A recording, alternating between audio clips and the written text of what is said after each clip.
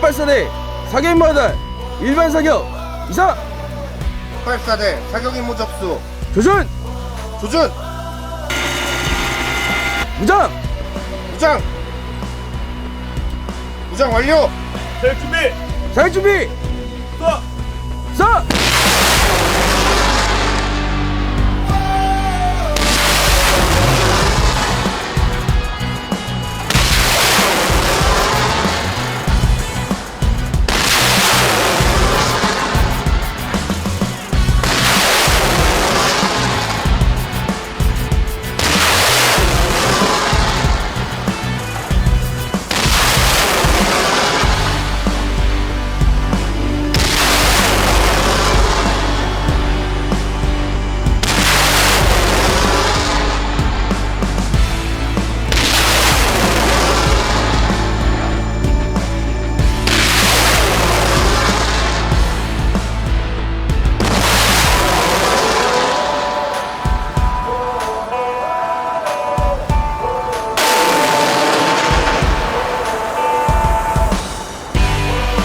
일제대 사격 완료.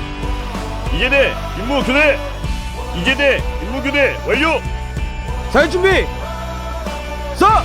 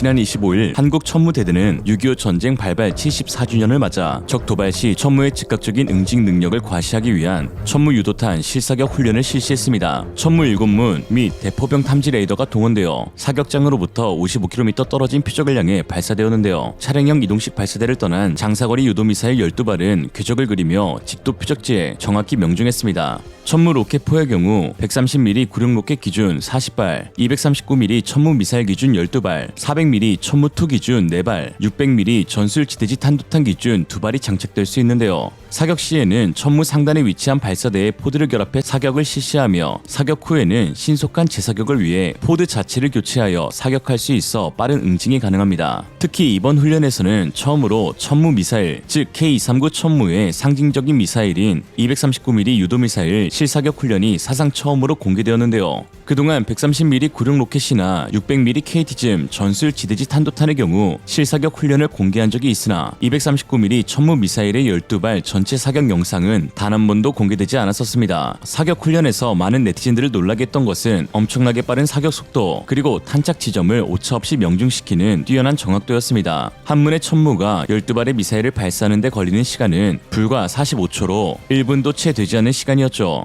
산술적으로 18문의 천무로 운용되는 한 개 대대가 쏟아낼 수 있는 화력은 45초에 216발, 그야말로 하늘을 뒤덮는다 라는 이름의 뜻이 딱 들어맞는 격입니다. 한국의 포병 체계 중 우리에게 가장 친숙한 K9 자주포 역시 엄청난 화력을 자랑하지만 전투 실험 보고서에서는 K239 한 개 대대의 효과가 K9 자주포 한 개 대대의 효과보다 무려 4.5배 화력에서 우위에 있다고 평가했으니 천무 다연장 로켓포의 위력이 얼마나 대단한지 새삼 알 수 있는 부분입니다. 특히나 처음으로 관역지가 아닌 실제 탄착 지점 역시 공개되었는데요. 탄착 지점이었던 안반의 사이즈가 그리 크지 않았음에도 불구하고 공산 오차 15m의 천무는 모든 미사일을 지정된 한 포인트에만 명중시켰습니다. 엄청난 정확도가 아닐 수 없죠. 최근 천무의 폴란드 수출용 호마르 K에 대해서도 폴란드 내부에 충격적인 발표가 있었는데 폴란드 군사매체 포르탈로 보르니에서 진행한 WB그룹 마르신 쿠비카 이사와의 인터뷰에서 한국 천무의 정확도는 놀라울 정도라고 언급한 것입니다. Jeśli chodzi o jego funkcjonowanie, byli chociażby nasi partnerzy koreańscy w ramach testów systemu Homarka realizowanych w Korei.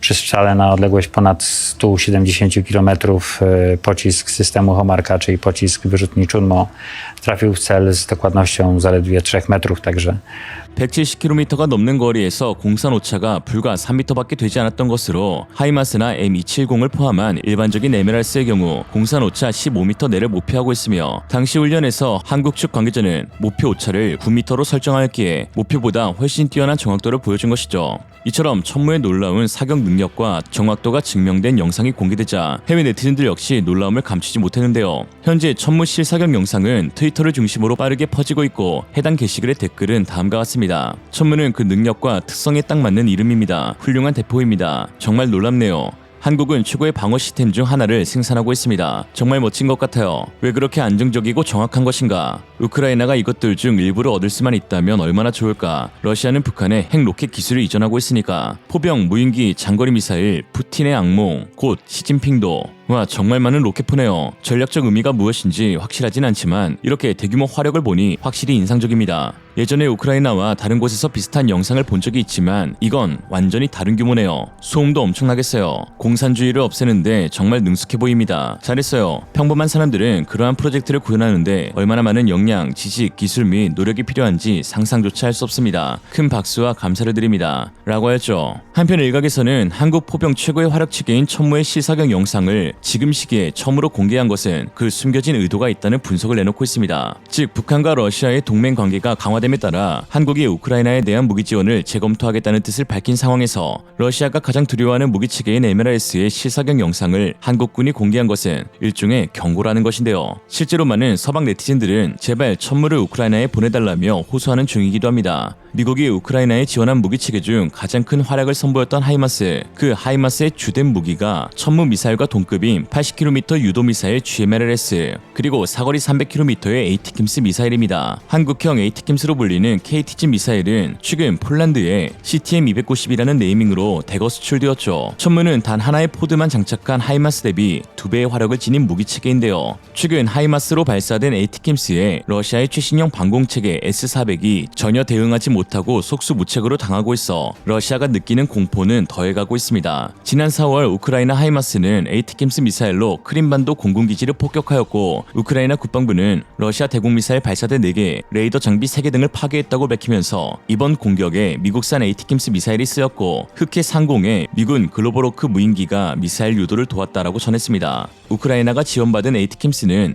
사거리 165km로 제한되어 건네졌는데요. 한국 CTM-290 미사일의 사거리가 290km에 달하기 때문에 만약 우크라이나가 이를 인도받게 된다면 전쟁의 판도를 뒤바꿀 수 있을 만큼의 게임 체인저가 될 가능성이 높습니다. 이에 러시아는 최근 한국을 향해 경고성 메시지를 보내며 긴 혓바닥으로 초조한 마음을 감추지 못하고 있는데요. 지난 26일 마리아 자하로바 외무부 대변인은 한국이 우크라이나에 살상 무기를 제공한다면 한러 관계가 치명적인 결과를 맞게 될 것이라고 경고했습니다. 그러나 한국이 이 같은 결정을 내린 것에 대한 자신들의 책임은 전혀 인지하지 못하고 있는 러시아인데요. 같은 날 세르게이 라브코프 러시아 외무차관은 북한 이란과의 협력이 미사일 수출 통제 체제인 MTCR에 저촉되지 않냐는 질문에 우리는 북한 이란과 체결한 협정과 관계없이 미사일 기술 통제 체제 참여국으로 함께 만든 책무안에서 행동하고 있다는 뻘소리를 했습니다. 그러면서 제발 저러는지 MTCR은 제재 체제가 아니며 반드시 지켜야 하는 법적 구속력도 없기에 아무런 문제도 없다라고 했는데요. 저 말이 얼마나 어이가 없는 말인지 2022년에 이미 러시아는 이란의 미사일 기술 및 부품을 우회 지원하다 걸려서 미국의 제재를 받은 바 있고 러시아가 이란에 건네준 미사일 기술이 북한에 넘어갔다는 사실은 미군 보고서를 통해서 여러 차례 사실로 확인된 바 있습니다. 26일 러시아 외무부의 발표를 토대로 유추할 수 있는 것은 현재 러시아가 가장 두려워하고 있는 것이 MTCR에 저촉되지 않는 강력한 미사일이며 그 가운데 한국 천무 포드에서 2발 발사될 수 있는 KT즘 수출형 CTM-290만큼은 절대 우크라이나에 보내지 않기를 바라는 것이죠.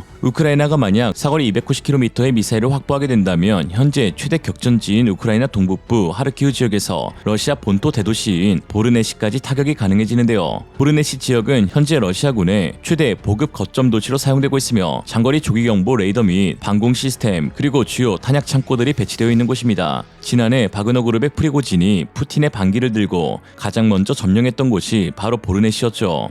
현재 우크라이나 역시 보르네시 지역을 타격하기 위해 여러 방면으로 애쓰고 있는데 보유 중인 무기체계로는 사거리가 닿지 않아 장거리 이동이 가능한 자폭드론을 날려 보급 창고 정도를 폭파시키고 있는 중입니다.